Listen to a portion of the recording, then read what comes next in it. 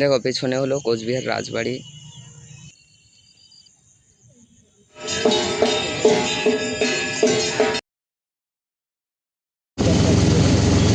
তো রোহনের মায়ের হাতে সুন্দর সুন্দর রান্না ভাত তরকারি খেয়ে আমরা বেরিয়ে পড়লাম কোচবিহার রাজবাড়ির উদ্দেশ্যে। কিন্তু জানি না দেরি হয়ে গেছে, অলরেডি 5:30 বাজে। তো সন্ধ্যের মুখে আমরা বেরোচ্ছি দেখতে। তো একদিনই টাইম আছে, কিছু করার নেই। তো ওখান থেকে দেওয়ানহাট থেকে 10-12 কিলোমিটার হবে। তো রাস্তার কন্ডিশন ভালো খারাপ সব রকমই। আর কিন্তু যাই হোক, সামনে এটা আমরা কোনো একটা শহরের মাঝ দিয়ে যাচ্ছি, তো জানা নেই, তো কেউ জানলে জানিও। আর আবার তোরসা রিভার, তোরসা নদী দেখতে দেখতে যাচ্ছি আমরা কোচবিহার রাজবাড়ি। অনেকবারই বলা হয়ে গেছে, যাই হোক নদী কিন্তু সুন্দর। এই দেখতে দেখতে আমরা পৌঁছে গেছি কোচবিহার। আর চলো এবার কোচবিহার শহরে তো ঢুকে গেছে, এবার যাওয়া যাক রাজবাড়ির উদ্দেশ্যে। Welcome to new blog, welcome to Coochbehar. শহরটা কিন্তু খারাপ না, বাড়ি থেকে 850-900 কিলোমিটার বেরিয়ে। তো অবশ্যই তো ভালো লাগে যখন নতুন একটা জায়গা, প্লাস হলো ফেমাস জায়গা। আর শুধু ফেমাস নয়, প্রচুর কিন্তু শান্ত একটা, মানে একটা নর্থ বেঙ্গলে যে কোনো জায়গায় একটা জানি না একটা শান্ত একটা শান্তিপূর্ণ একটা ভাইব আছে, ওটা তো মানতে হবে।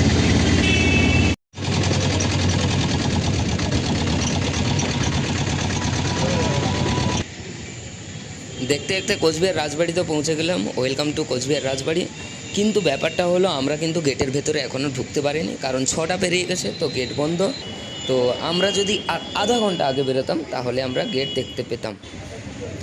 সরি, গেট বললাম, মানে রাজবাড়ি দেখতে পেলাম। যদিও দেখতে পাচ্ছি, তবে যাই দেখতে পেয়েছি ওটাই অনেক। এটাই বা কতজন ভাগ্য করে দেখে, তো যাই হোক।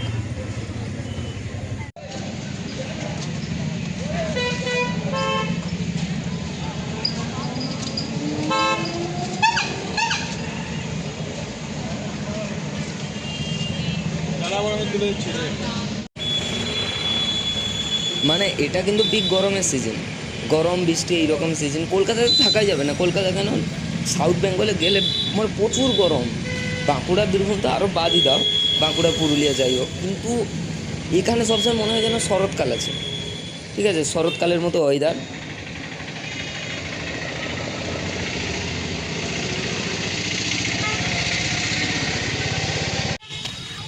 ওর পাশেই ছিল কোচবিহার রাজবাড়ি স্টেডিয়াম, তো আমরা ঢুকে গেলাম ওখানে।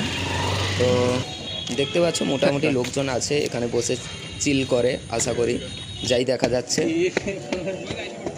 রাজার টাইমে ইয়ে করা হতো না, থাকতো রাজবাড়ির ছবি তুলতে শুরু।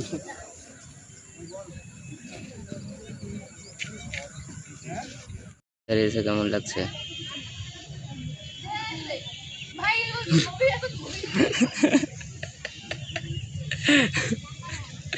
রোহন, রোহন কোচবিহারে এসে কেমন লাগছে? যেমন কলকাতাতে লাগছে, মানে খারাপ।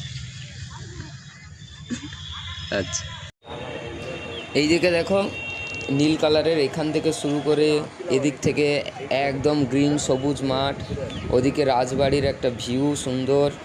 তারপরে বাঁ দিকটা, বাঁ দিক বলছি ডান দিকে, যাই হোক এদিকটা শহর।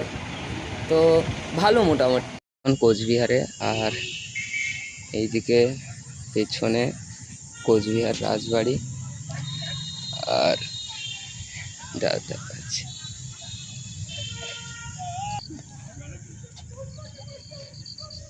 এই যে stadium, Dinhata stadium.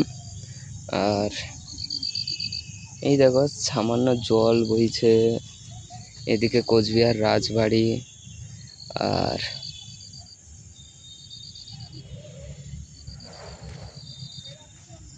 Everything is looking fine now. হ্যাঁ, এত সুন্দর লাগছে, কারণ হলো बहुत ही खूबसूरत लग रहा है।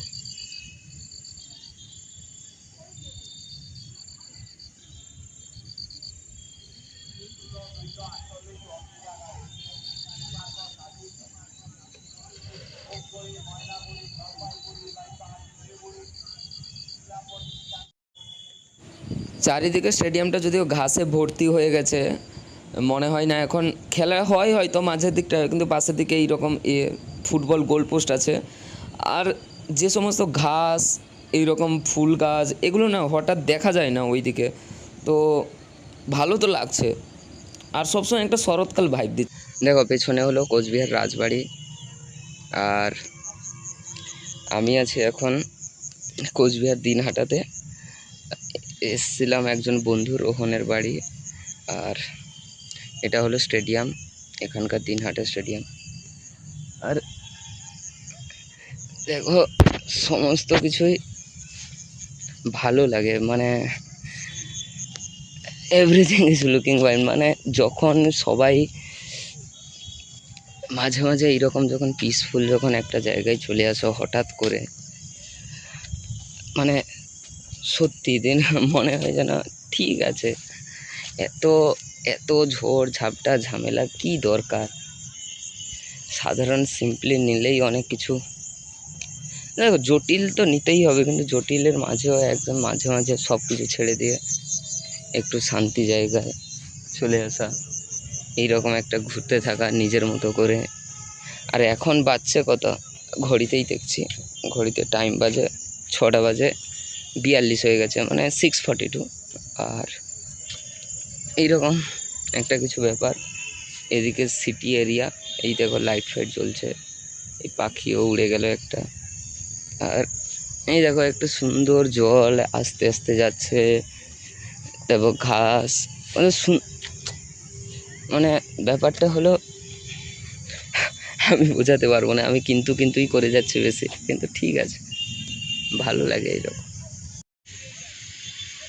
কালকে যাব দার্জিলিংয়ের দিকে, হয়তো লামহাটার দিকে কোথাও একটা হোমস্টেতে থাকবো। ওখান থেকে আরও ভালো জানি, আরও ভালো ওয়েদার হবে। এখন বৃষ্টিকাল, যদিও চারদিকে একটা স্মোকি ব্যাপার থাকবে, ওই জিনিসটা আরও ভালো লাগে, ঠিক আছে, আরও ভালো লাগে। আর এই যে জলগুলো আস্তে আস্তে জলগুলো বয়ে যাচ্ছে, মানে ঠিক আছে, সমস্ত কিছু একটা শান্ত পরিবেশ, একটা ছোট ছোট পাখি পোকামাকড়ের আওয়াজও শোনা যাচ্ছে।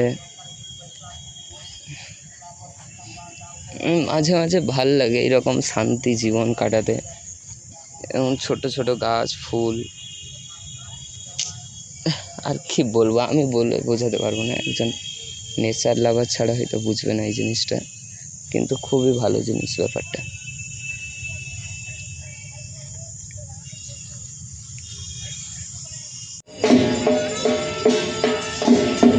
ওয়েলকাম টু কোচবিহারে আর একটা ফেমাস মন্দির, জানি না নাম কি, ভুলে গেছি, কিন্তু এখানে ঢুকতে গেলে সম্ভবত একটা করে 5 টাকা করে দিতে হয় জুতো রাখার জন্য, কিন্তু মন্দিরটা খুবই ভালো, অবশ্যই দেখে ভালো লাগলো তো অবশ্যই, কিন্তু খুবই ভালো একটা জায়গা। এখানে সামনে একটা পার্ক আছে, ওখানেও যাব, তো পার্ক না লেক টাইপের বলতে পারো। তো এইরকমই একটা শান্তিপূর্ণ একটা সন্ধ্যাবেলা একটা শহরের কোলে, কোচবিহার মেন টাউনে আপাতত, তো এটাই।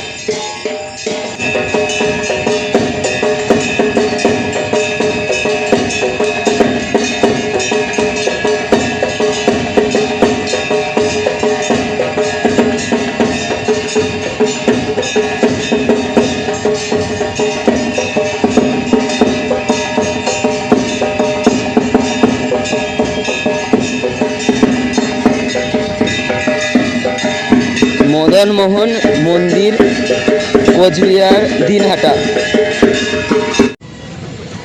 রাস্তায় হাঁটতে হাঁটতে আমরা ওই লেকটার পাশ দিয়ে যাচ্ছি, এটারও নাম বলতে পারবো না, তার জন্য সরি। যারা কোচবিহার থেকে দেখবে অবশ্যই ওরা জানবে, কারণ এখানে প্রচুর ভিড়, প্রচুর লোকজন, তো রাস্তায় এইরকম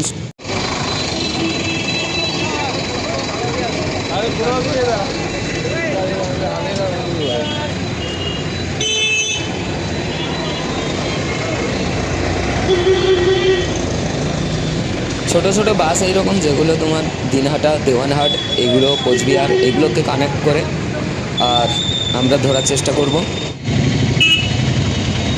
অটো ধরতে ধরতে 8টা বেজে গেল, এবং আমরা যাব এবার দেওয়ানহাট। তো তো রোহনের বাড়ি ওখানে থাকবো আজকে রাতে। তো কালকে আবার শিলিগুড়ি হয়ে দার্জিলিংয়ের উদ্দেশ্যে বেরিয়ে পড়বো। আর কোচবিহার এসে খুবই ভালো লাগলো। আর কোচবিহারে এই যে সমস্ত কিছু, তো কালকে আবার দেখা হচ্ছে নতুন কোনো ব্লগে। এখন আমরা অন্ধকার রাস্তা ধরে আপাতত যাচ্ছি এবং ঠিক আছে, টাটা বাই বাই, আজকের জন্য এইটুকুই। কালকে দেখা হচ্ছে আবার নতুন কোনো ব্লগ নিয়ে সকালে, সম্ভবত শিলিগুড়ির উদ্দেশ্যে। চলো বাই।